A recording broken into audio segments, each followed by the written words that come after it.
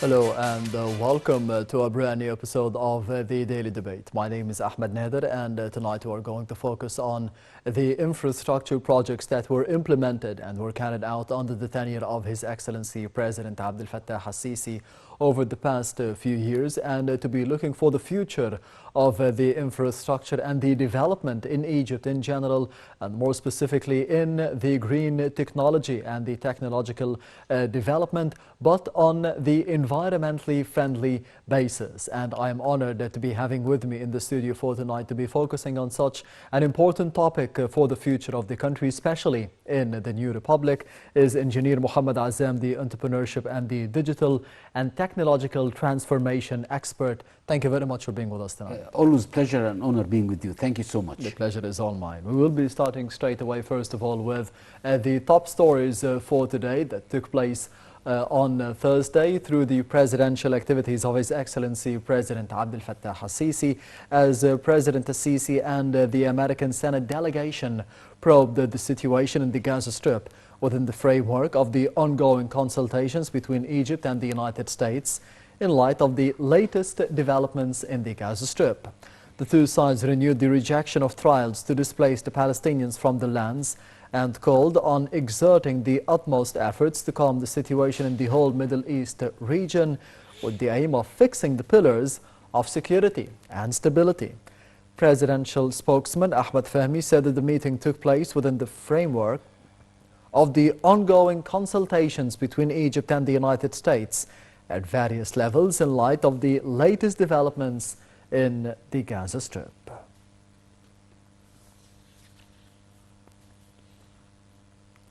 As for the second item of the top stories for tonight, Prime Minister Mustafa Madbouli congratulated Pope Tawadros II, the head of the Egyptian Coptic Orthodox Church, and all the Egyptians on Christmas occasion on Thursday.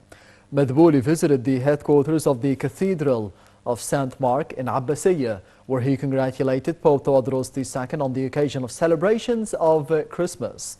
During the meeting, Madbouli extended his wishes of continuous blessings and health to the Pope and the Egyptian Christians on this occasion. He stressed his respect and appreciation for the stances, especially in times of challenges and crises. For his part, Pope Tawadros wished further success for the government and the people on the path of progress, saying that we pray for our beloved Egypt to be protected and support our leaders in facing the challenges.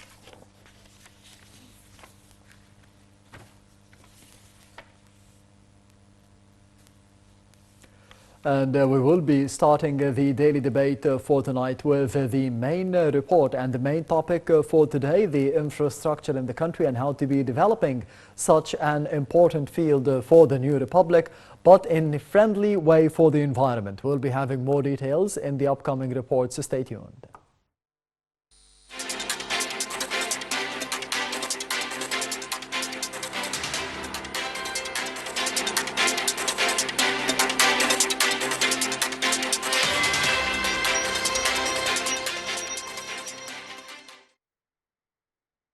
National investment is only one side of the coin when talking about major infrastructure projects in Egypt.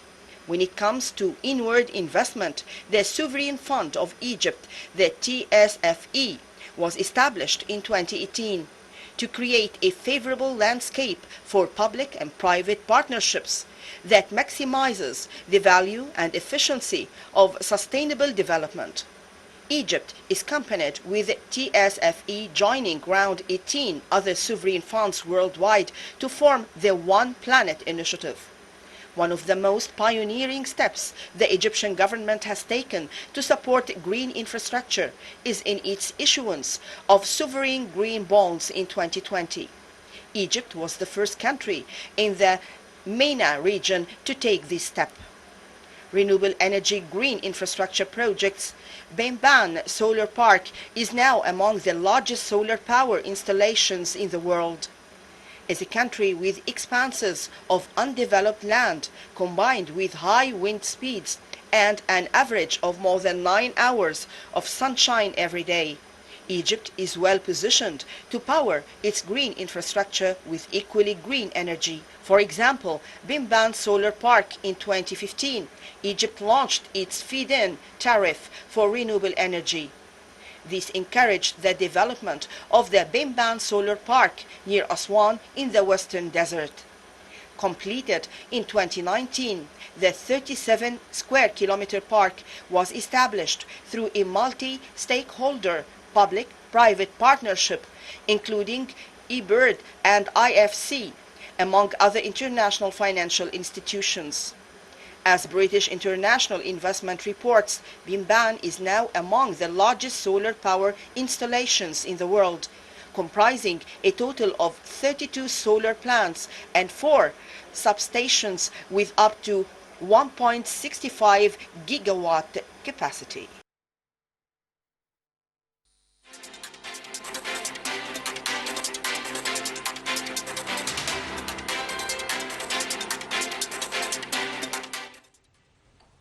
Welcome back. You're still watching the Daily Debate, and as I mentioned in the beginning that tonight I'm honored to be having with me in the studio Engineer Mohamed Azzam. Engineer Mohamed Azzam, thank you very much for being with us tonight. Of course, we have seen in the past report the information and the details regarding the infrastructure projects that we have seen over the past few years under the tenure of His Excellency President Abdel Fattah al-Sisi, but in the field of energy and more specifically developing green energy. How would you see those steps as important for the economy of Egypt and for the environment of the country or the climate for the future? Thank you again, and thank you for this very important question. Actually, due to the technological progression and due to now the concern of hurting the planet, environmental issues is becoming on the top of the agenda of most of the countries. Yes. We've seen this in COP27, we've seen this during COP28 as well, because actually we cannot harm the environment that much anymore. This is becoming very critical issue. So you need to develop your projects based on green concepts. You need to work on decarbonization of your buildings. You need to make your roads and tunnels and the physical infrastructure smarter, because this will lead to less consumption of fuel. This will lead to less pollution. This will minimize the carbon footprint to the maximum, which is very important. Actually, every one of us will have his own or her own Yes. carbon footprint, and of course this will be calculated within any country on the planet, and this will affect the overall investment and even the economic and social development of the country. This is very important to be aware of the impact of the environment in every single aspect and every single domain of your economy. And of course, this is becoming embedded actually in every project to have a sort of sustainability, to be conscious to the environmental challenge that we are facing, to work on minimizing the effect of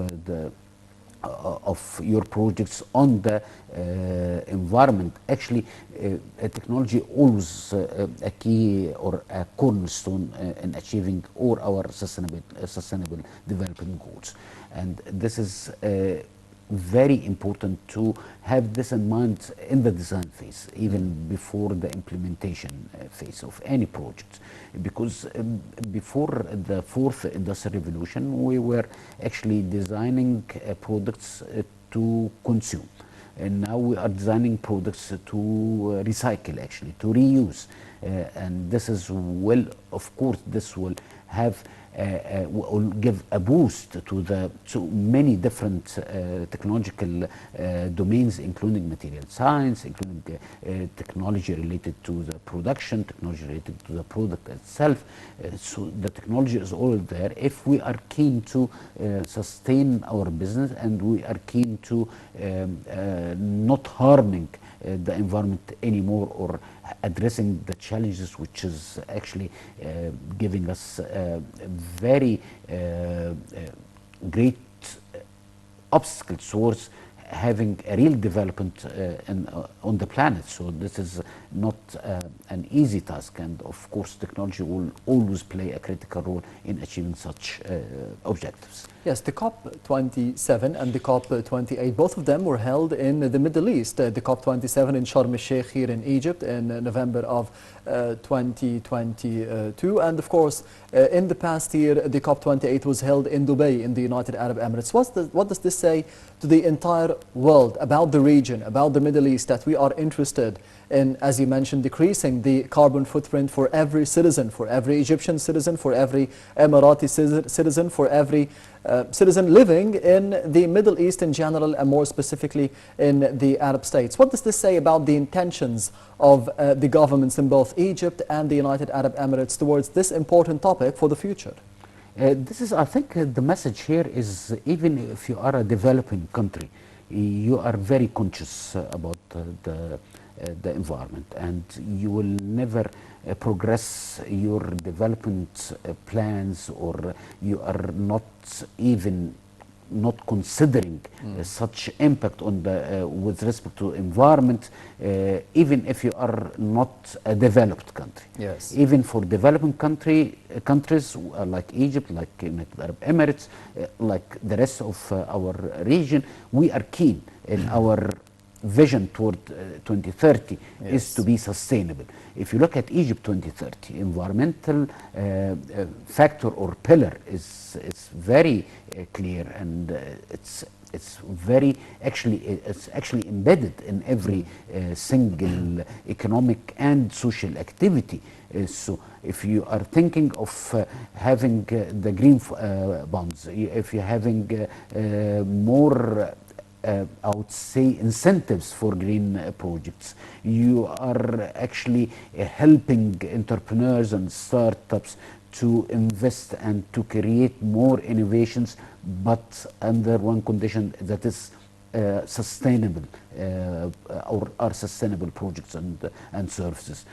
So this is actually, we are telling the world that even developing countries are quite keen to consider the environment. So it's the time for the industrial nations to reconsider the environment as well, and to minimize the carbon footprint of their industries, especially such I would say the large industries, the most polluted industries are existing in the most developed nations. And yes. This is actually was the cornerstone or the milestone for the development since the first industrial revolution that took place in 18th century till even the early beginning of our 21st century. So we cannot continue like this. We cannot keep the old models running actually and expecting different results. So we need to reconsider everything from the perspective of not hurting the environment and preserving the environment. So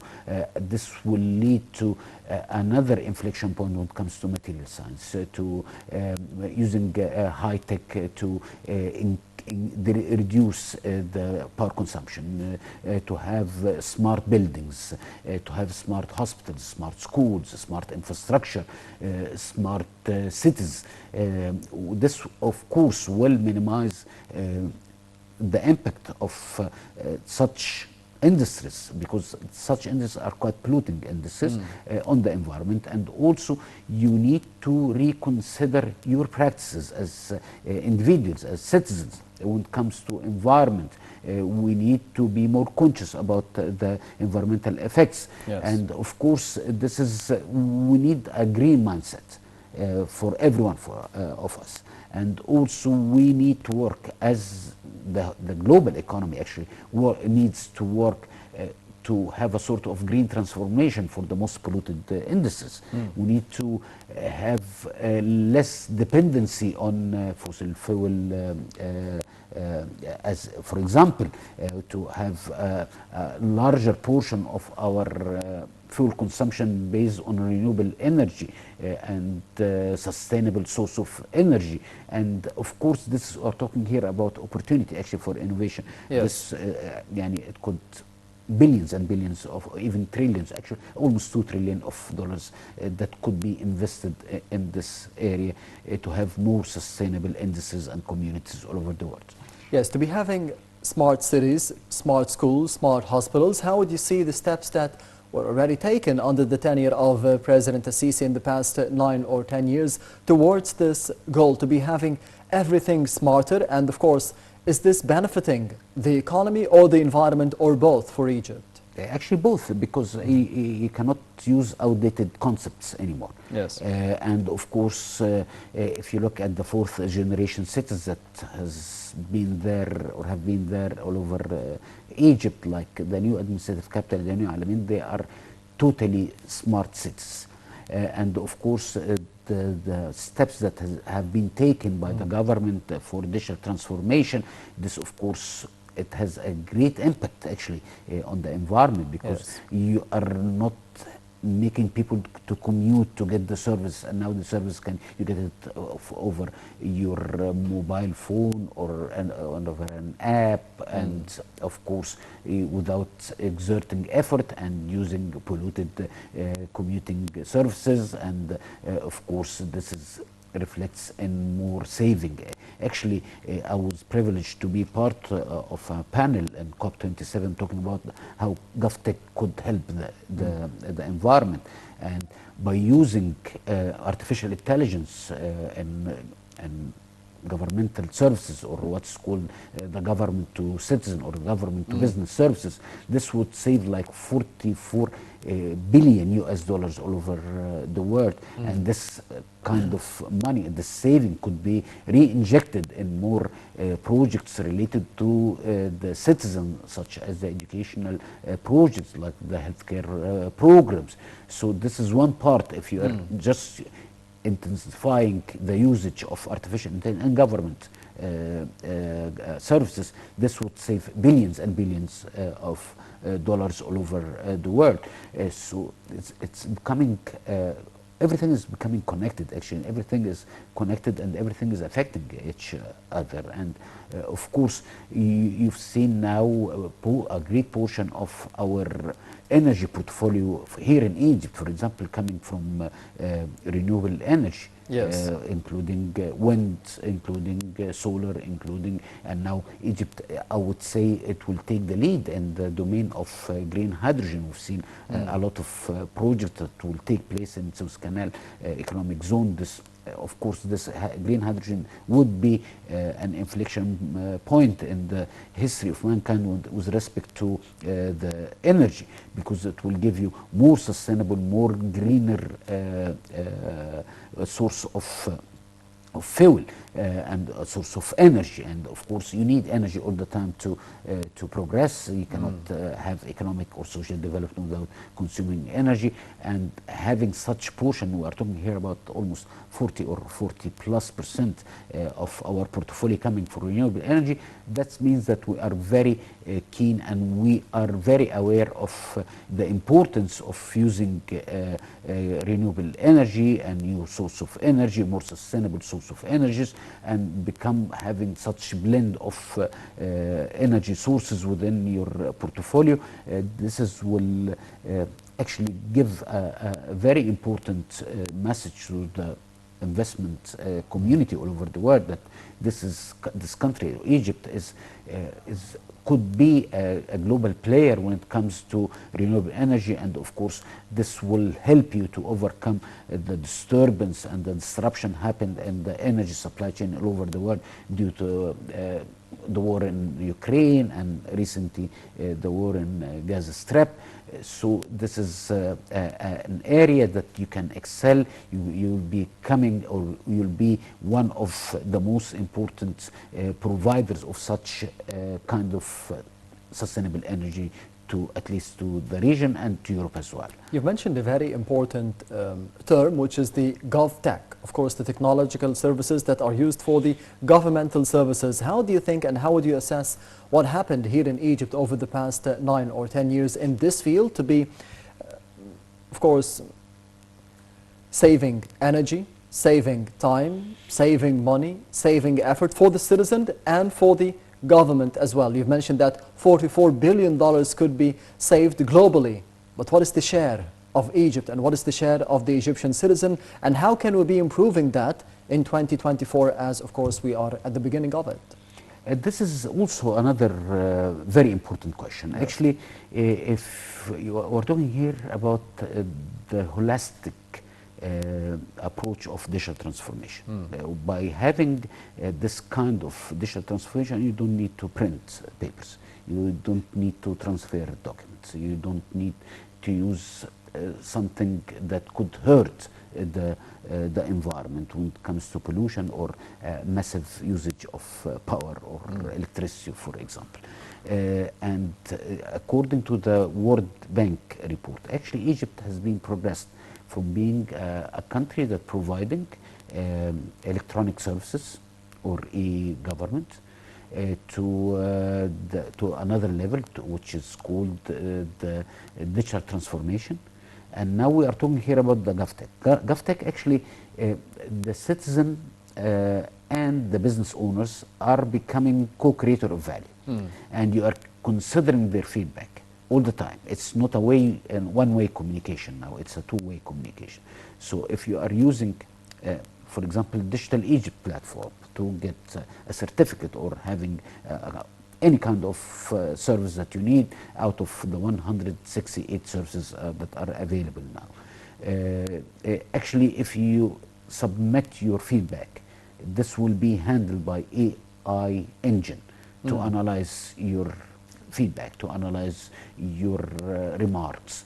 And that's why I'm telling the people all the time, please, if you don't see or if you see something that you need to have a sort of modification or to give the service in a different format, on a different mechanism, please tell the engine, tell the platform that there is something I recommend to make the service easier, to make the service more convenient, because making services easier and more convenient equals more consumption of the service. Yes. More consumption of the service, so you are gonna to stop using the old mechanism of printing, using paper, using printing press, using cars to transfer the documents from one place to another, using your own car or any kind of transportation mechanism to go to a certain authority to provide such documents to them. This is also it will be eliminated by having the holistic, the 360 degree kind of digital transformation. That's why Egypt is progressing, actually. What you're seeing here during Digital Egypt platform is only the beginning. Yes. And there is a huge project for having more re-engineering of such services to match the dynamics of your digital medium, because the digital medium is always give you a new norms, always give you a new way to provide the service, to deliver the service either to citizens or to business community. What is expected to be easier in 2024 here in Egypt? Actually, you're having more services to come, having easier way to provide the service. You don't need to be computer literate to use the platform. Actually, you can now use a call center. You can use, there's a mobile units that are everywhere. You can go to the post offices to get the services. So you are making things easier for them. And of course, you are increasing the number of services that will be provided to the citizen. Especially now we are working on having a unified database for all citizens to have what's called the e-citizenship. Everyone will have a single record that contains every single piece of information with respect to his financial transaction, with respect to his employment history, to his taxes, his medical records that's coming on the way. Of course, having such medical records in digital format will boost the healthcare system here in Egypt, because you don't have to go from one place to another to provide your records and then get a consultant to see these records. Everything will be centralized. So if if I open your record, I can see your medical history. I can see your X-rays, your CT scans, and even by using another layer, having artificial intelligence on the top, this is going to analyze your medical records, your medical information, your X-ray scans, your CT scans, and even have the ability to have an early detection of diseases based on this technology. So it's an ongoing process. It starts and will never end. Never ends, yes. Engineer Mohamed Azzam, allow me to be going to the other report of the daily debate for tonight, as we'll be focusing in the second report of the episode for tonight on the role of the private and the public partnership in delivering the infrastructure projects and the development in general here in the country, especially in the green technological development projects. All this and more in the upcoming reports, so stay tuned.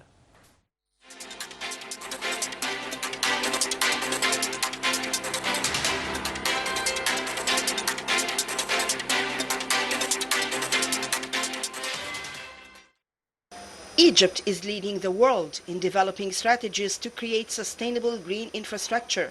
Crucially, it is doing this by encouraging inward investment with partners from the UK and beyond to ensure these green infrastructure ambitions can be realized at pace. This isn't happening by accident.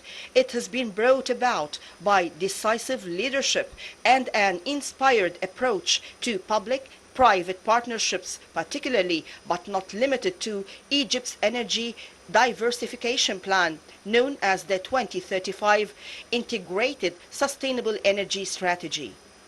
As Egypt hosted COP27 in Sharm el-Sheikh, renewable energy generation is a key component of its planning for green infrastructure, a topic widely discussed at BEBA's UK business mission in London. While renewable energy is an essential part of Egypt's green infrastructure strategy, it isn't the whole story. Concerted efforts at greening national spending have played a prominent role. A major goal of Egypt's environment sustainability criteria introduced in 2019 is ensuring that 15% of government investment goes to green projects, rising to 50% by 2025.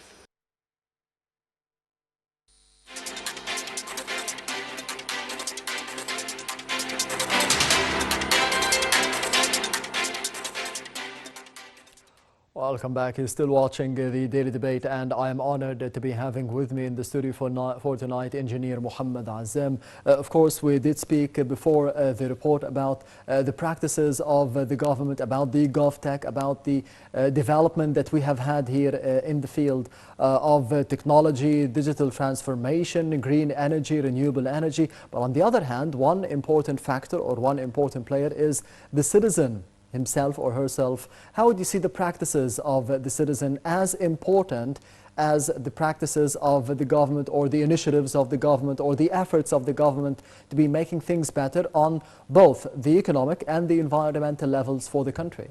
You need to have a sort of awareness all the time, because awareness is very important about the effect of the wrong practices on the environment.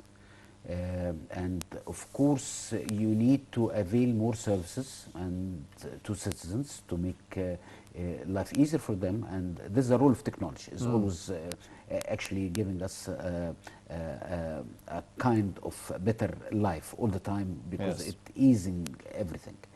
And of course, you need to work on more green practices in every single economic and social domain.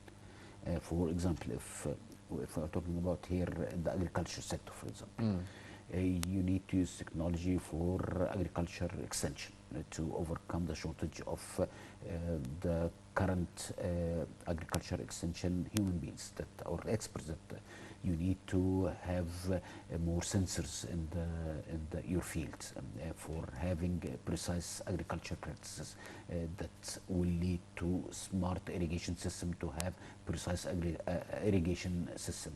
You need to work on R&D to have more or advanced kind of crops that more resilient to the climate change that we are facing every day. Apply this to the industrial domain, apply this to healthcare domain, apply this to the trade domain. And actually, if you'll find also always the technology is a backbone. And the emerging technology is a backbone if you need to advance such economic and social sectors, because it will give you data, and based on the data you'll be able to take decisions, because you'll have the full picture, as well as it will help you to boost your productivity. Now in the agriculture sector, or in the industrial sector, or in the healthcare sector, in the education sector, whatever, you just name it. And not only boosting the productivity, it will give you the ability to have a world-class standard, which is very important. Now, each country should have a sort of benchmark to other more developed country, so you can easily benchmark yourself. And see where are the deficiencies to overcome it, and where are the area of strength to have better kind of improvement of such strengths, and what are your weaknesses to work on. Without technology, it would be very hard to realize. And without the involvement of all parts, all stakeholders, that including the government, of course, including the business owners, the business community, including, I'm talking here about not only the business community, I'm not talking about the large enterprises, actually I'm talking here about small and medium enterprises, and even micro enterprises. They need to have a sort of environmental concept in their business practices, even if they are very small, even micro. You need to embed such concepts and notions within the society. You need to have a sort of awareness about our wrong practices and how it could affect the environment. And by affecting the environment, you are hurting your community, you're hurting yourself at the first place, you're hurting your community, and eventually, subsequently, you're hurting the overall development of your country, which is something that we need to boost, not to hinder. So it's everyone, every stakeholder has a role, and we need to help every stakeholder to understand the role and to work in more harmony with other stakeholders towards having a holistic approach for more sustainable, greener economic and social ecosystem, actually. And again, technology will play a great role. Entrepreneurship, you are opening new vista for innovation for them, and we have great minds that could come up with great green projects that could be implemented, and to be and such startups could be unicorns easily with such green or smarter and greener projects and services. Especially, there are a lot of funds in this regards, not only local funds, but also on the regional level and international level. We are talking here about trillions and trillions of dollars are allocated for such green and smart applications, smart innovation, and it's a green field, actually. And this is, we can play a role in such a green field and have a great portion in such area, especially for startups that could solve real problems and real challenges. And the more challenges we have, the more opportunities that we have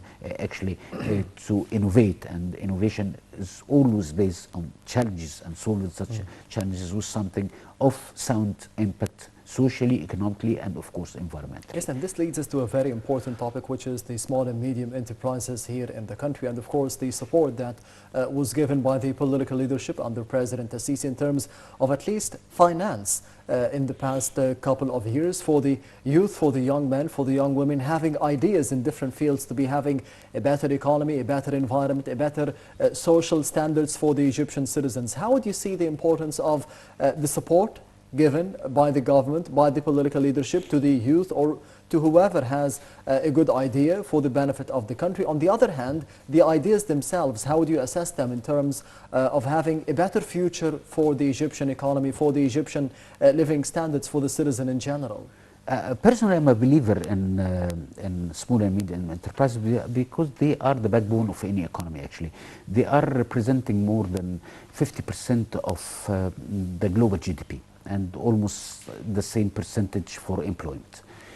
However, you need to integrate them within a cluster to have a role within larger value chain, and we've seen that nowadays because without having such clustering concept or notion, actually it would be very hard to have competitive small and medium enterprises, especially they are fragile by nature.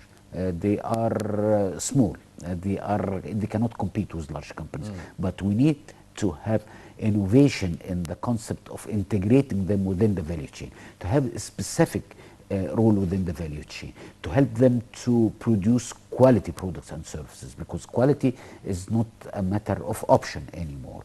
You need to help them to modernize their practices. You need to help them to understand how the modern economy is working, what is the main role of such small or medium enterprises with a larger value chain, to have a sort of business matchmaking all the time with such small players with the larger or the bigger players, Yes. and help them actually to innovate, help them to upgrade their skills. And it's very important because this is one of the main challenges facing small and medium enterprises, is to upgrading the management, the technical skills of the workers and even of the owners of such small and medium businesses. So it's a journey that you need to work all the time, and it starts and never ends. Never ends, yes. Engineer Mohamed Azzam, the entrepreneurship and the digital and technological transformation expert. Thank you very much for being with us tonight on the Daily Debate, and the Happy New Year. Thank you, and Happy New Year to you, and always a pleasure and honor being with you. Pleasure is all Thank you. mine. And this brings us to the end of the Daily Debate for tonight. Thank you for watching, and goodbye.